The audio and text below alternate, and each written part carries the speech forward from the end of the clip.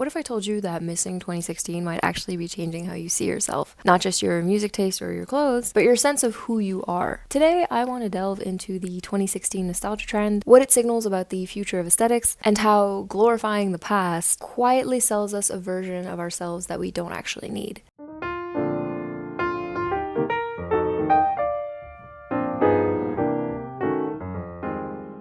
Hello there, my name is Luandrea, or Lankali. I'm an author, student, and mother, and on this channel we talk about writing, books, culture, and life. In 2016, I was 14 years old. If you're looking for birthday gifts, there is, in fact, a walker in my Amazon wishlist. For the last 2 months, the 2016 nostalgia trend has exploded. And if you asked me, what was your 2016 like? I'd probably be like, yeah, it was awesome. I was reading, Harry Potter and the Knife of Never Letting Go series, which is amazing, by the way. You should definitely read that. There was less noise, less information overload. Life was simpler. Then I actually remember it. If you've known me for a while, you know that I spent most of my life dealing with chronic illness. 2016 was definitely when I was not doing my best. Also, I was in middle school, which I think was rough for all of us. So I realized something really important when I thought more about this. We're not remembering 2016. We're editing it. And this is not just a personal anecdote. Culturally, 2016 was intense. While we were posting Tumblr quotes and listening to the Chainsmokers on the school bus, America was polarizing faster than ever had before. And we were seeing a division not just in political ideology, but in cultural ideology that we hadn't seen in a very long time. So that means that division was growing. And if I show you any news headlines from 2016, you're gonna see that there was also this... My cat's not happy I'm talking about this. You'll also see that violence and extremism were becoming normalized. Now, this is still happening now, but a lot of experts see 2016 as not necessarily like ground zero, but as sort of when the steeper rise in the graph started. We can attribute that to what we may. My mom and I listened to this NPR interview in the car where these journalists, Harris and Summers, talked about how confusing 2016 nostalgia is, because for their generation it was the year that we lost David Bowie, Prince, and Carrie Fisher, and like I said, the year that American politics changed forever. But they also said it was the last time it felt like we were all on the same cultural page. And that shared experience is something that I think everyone wants to be a part of again. I think when people are glorifying the 2016 high school experience,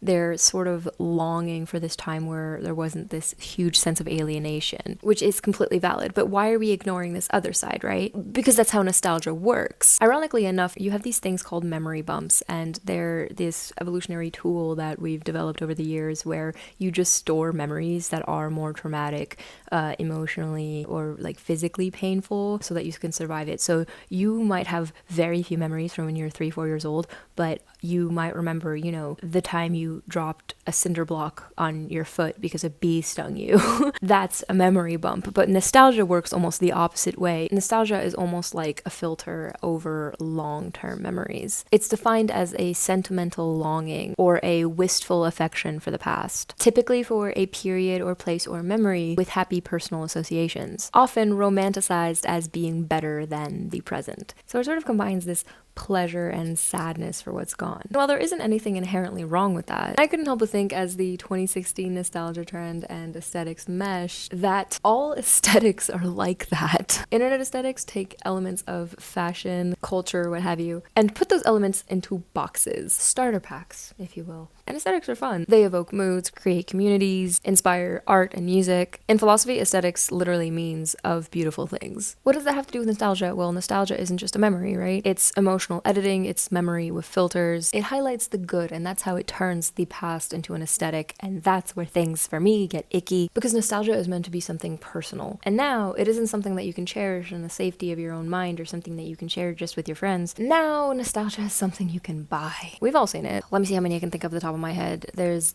clean girl, coquette, dark academia, cottagecore, old money. Yeah, they're all fun, they're all creative, they're all inspiring, but they're also expensive to emulate. Most brands market with the philosophy of, we can make your life better. Because you used to be not smart enough, or not thin enough, or not cool enough. Now you're just not core enough. Brands aren't selling products, they're selling identity. They're selling a prettier you, a cooler you, a more acceptable you, a more aesthetic you. Oh, and a starter pack costs $300. And this goes back to what I was saying about how we sort of crave this escape from alienation, we sort of crave this community. Internet aesthetics are a deceptively easy way to pursue that. If you're decked out in all your clean girl merch, there's other clean girls out there. and then you become part of this like clique, part of this group. In her article, How Aesthetics Have Flooded the Internet Space, Jane Fronte points out how certain purchases, certain products signal certain identities. Dior lip oil and Stanley cups signal the clean girl. Tweed blazers and Oxford shoes signal dark academia. Your shopping cart turns into your personality resume. And when aesthetics move from fashion to personality,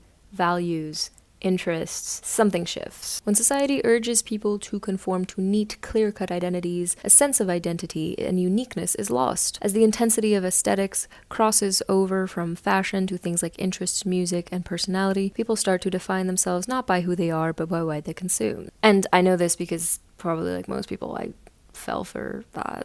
I've always been into reading, so when I started social media and I got into the writing and book talk sphere, I really badly wanted to fit into that clique. And I was an undergrad at the time, so that sort of led me into this like deep, dark academia train. I wore my mom's blazers. I wore those clunky black loafers. I had annotated classics. I even have a green banger's lamp. I loved it. It was fun. It made me feel serious and artistic, and it made me feel more connected to the other people in the book talk sphere. And that's one of the best things about aesthetics, is that they can inspire you. Then I grabbed The Secret History and I was like, oh, so you all lied to me. Where's my copy? I'm gonna go get it. Yeah, okay, so 524 pages later, I wanted to toss my loafers out on the curb. This book is not about how beautiful dark academia and academic life is. You don't even have to read between the lines. It's written there pretty explicitly. If you worship appearances and ignore substance, you are propping up something really heavy on a very hollow foundation. Aesthetics have no core, and beauty without depth collapses every time. That brings me to our old friend Albert Camus. He was a French philosopher. Most of Book Talk, Booktube, Bookstagram know him from The Stranger or Sisyphus. He wrote frequently about his rejection of the idealistic aesthetic and in favor of the explicit truth in art. I know you're probably like,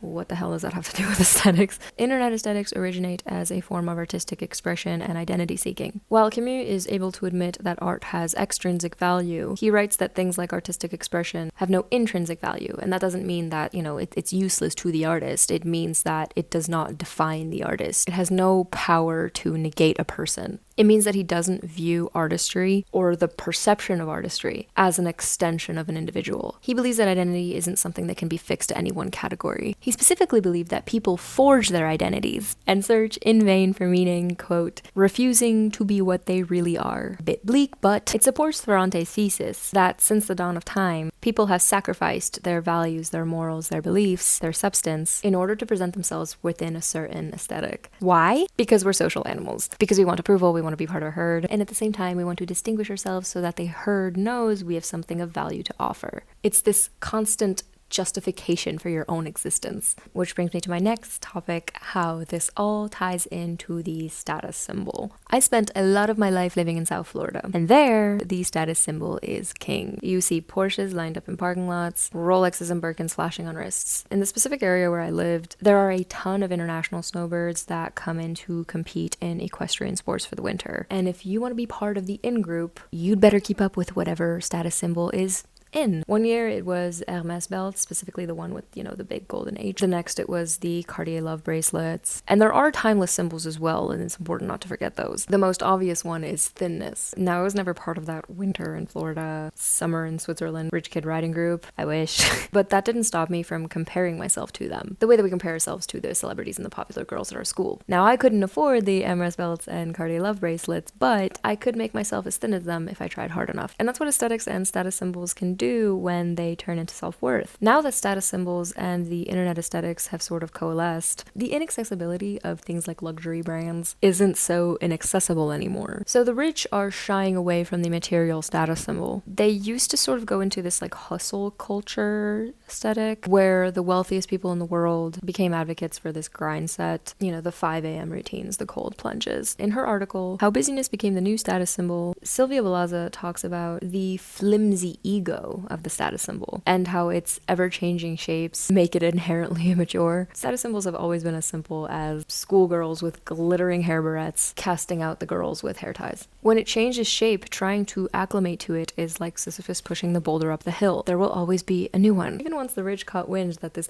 grind set was being adopted by the masses online, the new status symbol became being unplugged. Now it's all about 5-star hotel stays and luxuries that can be bought with time, rest, privacy, things most people can't afford. And the kick is, it's still just a visual, it's still just an aesthetic, it's still just performative, and it's still working because it's still selling stuff. Am I immune? Is anyone? I don't think so. When I see a Porsche in South Florida, I want one. Not because I need it, but because I want to belong. That's human. One of my favorite Substack essays, Why We Buy Things We Don't Need to Impress People We Don't Like. Hannah Horvath says, humans are social creatures. We need to feel like we belong to something larger than ourselves. We need to feel valued by our communities. We need to feel some sense of agency over our lives. But consumption culture has convinced us that the way to meet these needs is through purchasing decisions. The problem is that it doesn't work, or rather, it works just long enough to keep you buying, but never long enough to actually satisfy the underlying need. People consistently overestimate how much others notice or care about their consumption choices. You think your shoes, your car, your phone are sending clear signals about who you are, but most people aren't paying that much attention. But the belief that they are drives spending anyway. Social media amplifies this exponentially. Now your consumption choices aren't just visible to people you encounter in daily life, they're documented for everyone who follows you. And when you're spending to signal something to others,